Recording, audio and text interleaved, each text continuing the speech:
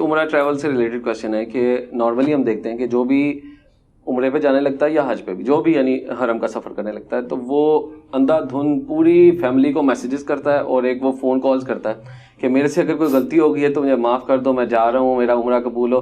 اور یہ پریکٹس ہے, یعنی جس نے بھی جانا ہے یہ سب کچھ کرنا ہے. اس کی شرعی حیثیت کوئی حدیث کوئی حکم ہے یہ جو ہم سب پورا مجھے تو اس طرح میسج کرے, میں کہتا ہوں تیری ساری غلطیاں معاف سوائے اس غلطی کے جو تو نے مجھے میسج کیا ہے.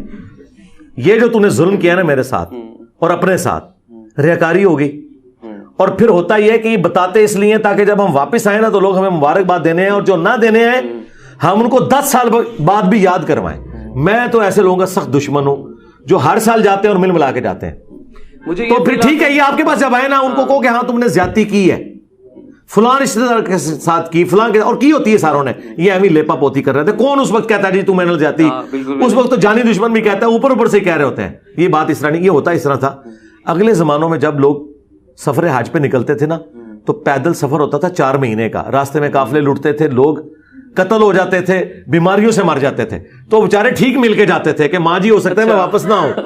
تو یہ بیسیکلی وہ گریٹنگ تھی جو آج نارملی میں اگر اپنی فیملی یا اس طرح باب میں دیکھوں تو اس کو ایک شرعی جس طرح ہوتا ہے نا فرض سمجھ شرعی نہیں ہے, لیکن ادا کیا جاتا ہے کہ یار یہ کرنا ہوتا ہے. ہاں یہ شرعی نہیں ہے, لیکن اس اعتبار سے پریفریبل ہے کہ زندگی موت کا تو پتہ نہیں ہے. لیکن یہ جو کرنے والا ہے نا اس پہ میں فتویٰ نہیں لگاتا, وہ خود اپنے دل سے پوچھے کہ کیا وہ یہ ریاکاری کے لیے کر رہا ہے, بتانے کے لیے کہ میں چلے آ جائے. ویسے 90% تو یہی ہے کہ اس کے ذہن میں یہ دینی پوائنٹ ہوتا ہے کہ یار یہ بتانا ہوتا ہے کیونکہ ہم نے اپنے بڑوں کو دیکھا ہے وہ بھی کرتے تھے. اب چلیں اگر اس میں ریاکاری نہیں ہے تو ضرور کر کے جائے, زندگی موت کا نہیں پتا, کیونکہ حقوق بات تو مخلوق نہیں معاف ہے. اب کوئی دبئی جا رہا ہے نہیں, اس کے لیے بھی مل کے جاتے ہیں پھر بہت کم ہے. اگر اس کے لیے نہیں مل رہا تو اس کے لیے تو بالکل نہ ملے. ہاں پھر تو غلط ہے. یہ جو حرم کا ٹریول ہے نا اس کے اندر ایک رکھا ہوا ہے کہ انہوں نے تو سرکار پھر مان لے دوسرا مسئلہ ہے, اور جو دوسرے سفر ہے نا وہ یہ چھپاتے ہیں کہ نظر نہ لگ جائے.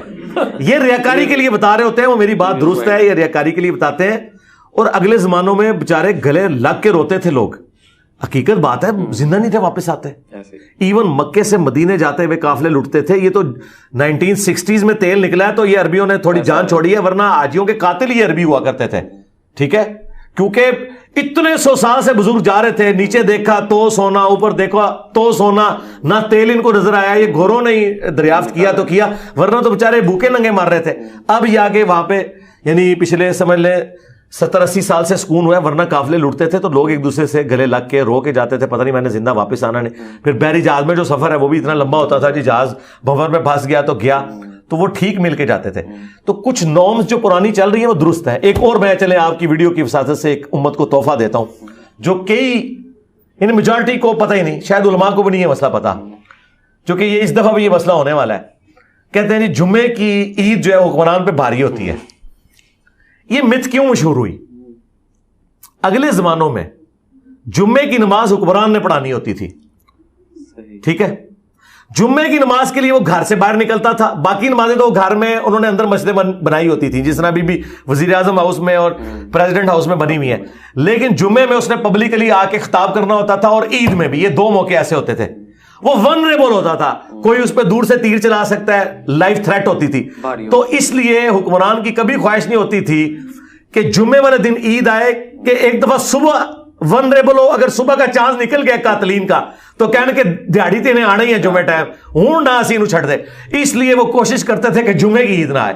وہ یہ نہیں ہوتا تھا کہ کوئی اور ایسے کوئی عجیب و غریب قسم کا, جیسا کہتے ہیں کالی بلی راستہ کاٹ دے, تو وہ یہ توہمات نہیں تھے. یہ ریئل پرابلم تھا حکمرانوں کے لیے کہ وہ 2 دفعہ ایکسپوز ہوتے تھے پبلک میں. اس لیے وہ کہتے تھے جمعے کی عید جو ہے نا یہ بڑی بھاری ہے حکمران کے اوپر, کہ ایک دفعہ صبح اگر کوئی اس وقت بیٹھا ہوا ہے داغ لگا کے اور وہ ناکام ہوا ہے تو یقیناً جو اس نے کمزوری اوور کم کر لینی ہے جمعے کے ٹائم کہ ہاں ہوں آ جا.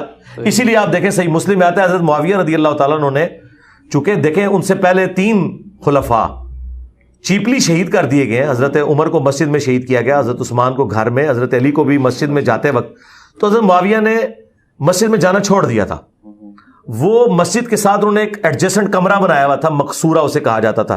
جس طرح خان صاحب آج کل کنٹینر میں بیٹھ کے, یہ خان صاحب کا مقصورہ ہے جس میں انہوں نے بلٹ پروف شیشہ, میرا خیال جیب سے تو نہیں لگوایا ہوگا, گورنمنٹ کا ہی لگوایا ہے.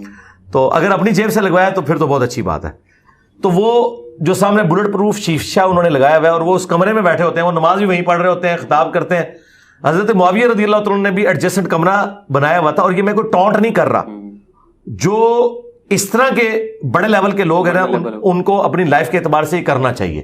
وہ نبی الاسلام کو اللہ نے گارنٹی دی تھی واللہ یعصمک من الناس, ورنہ اس آیت سے پہلے نبی الاسلام نے بھی اپنے باڈی گارڈ رکھے ہوئے تھے. باڈی گارڈز تھے نبی الاسلام کے, خیمے کے باہر پہرا دیتے تھے. یہ کوئی عیب والی بات نہیں ہے سیکورٹی کو مینج کرنا. اونٹ کو باندھ کے اللہ پہ توکل کرنا ہے.